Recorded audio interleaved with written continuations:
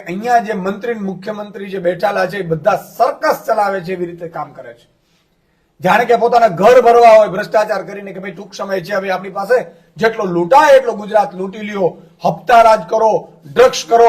તમે વિપક્ષના કોઈ મંત્રી કે મુખ્યમંત્રી આવે છે તો આમ આદમી પાર્ટીના નેતાઓને તમે ઘરે પોલીસ પહોંચાડી દો છો, ત્યાં તમારી પોલીસ પહોંચી જાય છે, ત્યાં પોલીસ કેસ કરવો હોય તો પહોંચી જાય છે.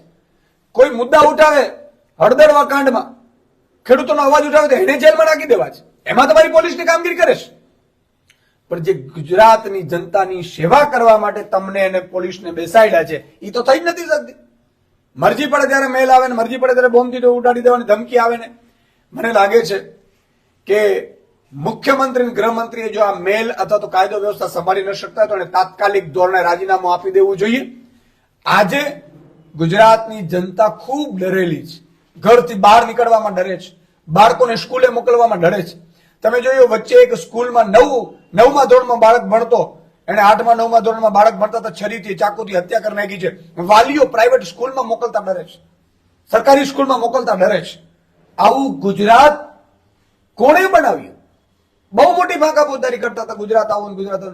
જંગલ રાજ ગુજરાતમાં બનાવી દીધું છે આ ભાજપે અને એના નેતાઓએ.